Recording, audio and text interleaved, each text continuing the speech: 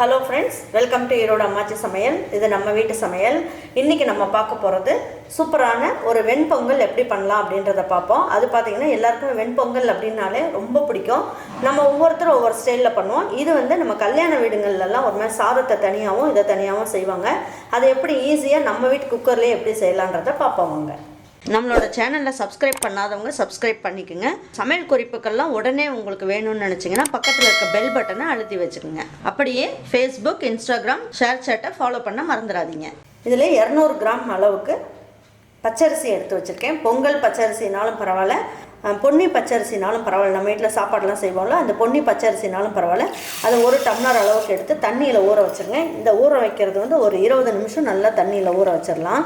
இந்த பருப்பை தனியாக வேக வச்சு எடுத்துக்கலாம். 1 டம்ளர் அளவுக்கு பச்சரிசி எடுத்தோம் அப்படின்னா 1/4 டம்ளர் அளவுக்கு பாசிப்பருப்பு எடுத்துக்கோங்க. இதை நான் தனியாகவே என்ன பண்ணலாம், கொஞ்சம் ஜீரகம், மஞ்சள் தூள் போட்டு நான் வேக வச்சுட்டு உங்ககிட்ட காட்டுறேன்.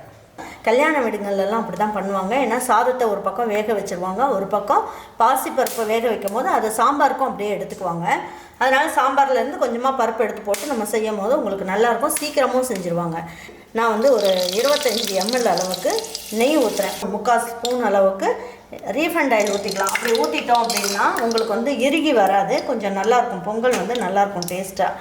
இதில் என்ன பண்ணுவோம், 3/4 ஸ்பூன் அளவுக்கு மிளகு எடுத்துக்கலாம், 3/4 ஸ்பூன் அளவுக்கு ஜீரகம் எடுத்துக்கலாம், 1/2 ஸ்பூன் அளவுக்கு பெருங்காயம் எடுத்துக்குவோம், 1 இன்ச் அளவுக்கு இஞ்சியை எடுத்து இந்த மாதிரி பொடியாக கட் பண்ணிக்கலாம். பொடியை கட் பண்ணி போட்டு நம்ம செய்யும் போது பொங்கல் நல்ல டேஸ்ட்டாக இருக்கும். சரி, இதில் நான் என்ன பண்ணியிருக்கேன், ஒரு 10 முந்திரி பருப்பு எடுத்து நல்லா 4 நாளாக கட் பண்ணி எடுத்து வச்சுருக்கேன். உங்களுக்கு எந்த அளவுக்கு முந்திரி பருப்பு பிடிக்குமோ அந்த அளவுக்கு நீங்கள் போட்டுக்கோங்க. இதுலேயே ஒரே ஒரு பச்சை மிளகாயை 4ஆக கட் பண்ணி போட்டிருக்கேன், அதையும் போட்டுக்கலாம். இதுலேயே ஒரு இனுக்கு கருவேப்பிலையை பொடியாக கட் பண்ணியிருக்கேன், அதையும் போட்டுக்கலாம். பண்ணி எல்லாம் செவந்து வதங்கிடுச்சு. இப்போ இது கருக விட்டுறாமல் பார்த்துக்கணும். இப்போ நம்ம கழுவி ஊற வச்ச பச்சரிசி இருக்குது இல்லைங்களா, நீங்கள் பொன்னி பச்சரிசினாலும் பரவாயில்ல, அப்படி இல்லைன்னா பொங்கல் அரிசினாலும் பரவாயில்ல, வாங்கி போட்டுக்கலாம். நம்ம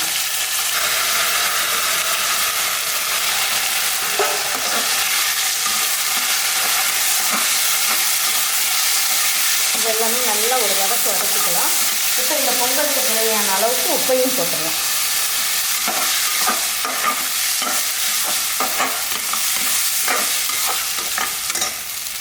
இப்போ 1 டம்ளர் அரிசி அப்படின்னா இதில் 3.5 டம்ளர் அளவுக்கு தண்ணி ஊற்றிக்கலாம்.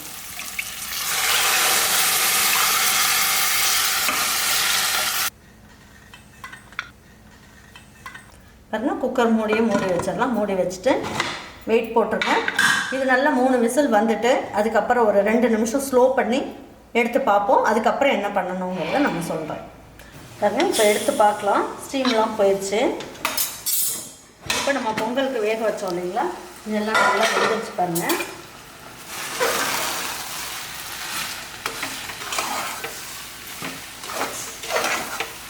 இப்போ நம்ம என்ன பண்ணலாம் அப்படின்னு பார்த்தீங்கன்னா, நம்ம வேக வச்சுருக்க பருப்பு இருக்கு இல்லைங்களா, அதை எடுத்து இதில் ஊற்றிடலாம்.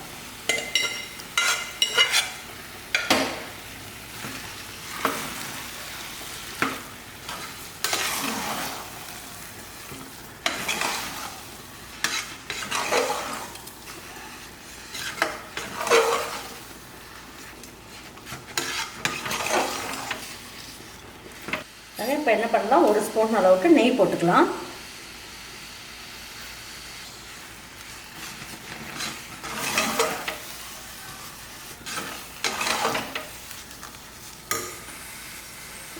இதில் கொஞ்சமாக மல்லி இலையும் தூவி விட்டுடலாம். பொங்கல் அருமையாக ரெடி ஆகிடுச்சு. கொஞ்சமாக பச்சை கருவேப்பிலையும் கொஞ்சமாக போட்டுக்கலாம்.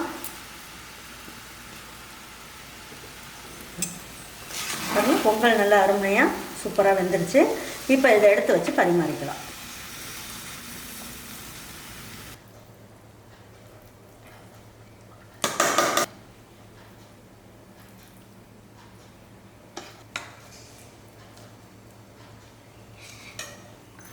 பாருங்கள், இந்த மாதிரி நல்ல சூப்பரான ஒரு பொங்கல் நீங்கள் செஞ்சு வச்சுட்டு உங்கள் வீட்டில் இருக்கவங்க எல்லாருக்குமே நல்லா எடுத்து வச்சு பரிமாறுங்க. நல்லா ஹோட்டலில் போய் சாப்பிட்ற மாதிரி பொங்கல் பார்த்திங்கன்னா நல்லா வாயில் போட்டோடனே நல்லா வலிக்கிட்டு போயிடும். அந்த அளவுக்கு டேஸ்ட்டு சூப்பராக இருக்கும். இது 6 நாள் இந்த பொங்கல் வந்து கெட்டி ஆகாது. இந்த மாதிரி செய்கிறது கெட்டி ஆகாமல் ரொம்ப நல்லா டேஸ்ட்டாக சூப்பராக இருக்கும். இதே மாதிரி ஒரு பொங்கலும் இந்த மாதிரி ஒரு பாசிப்பருப்பு சாம்பாரும் செஞ்சுக்குங்க. ஒரே வாட்டி நீங்கள் பருப்பு வேக வச்சிங்கன்னா போதும். பொங்கலும் செஞ்சிடலாம், சாம்பாரும் செஞ்சிடலாம். சூப்பராக நல்லா இதே மாதிரி ஒரு பொங்கல் சாம்பார் உங்கள் வீட்டில் இருக்கவங்களுக்கெல்லாம் செஞ்சு கொடுத்துட்டு அவங்களுக்கெல்லாம் பிடிச்சிருந்ததுன்னா லைக் பண்ணுங்கள், ஷேர் பண்ணுங்கள், சப்ஸ்கிரைப் பண்ணுங்கள், மறந்துடாமல் கமெண்ட்ஸ் பண்ணுங்கள். தேங்க்யூ ஃபார் வாட்சிங் ஈரோடு அம்மாச்சி சமையல். தேங்க்யூ.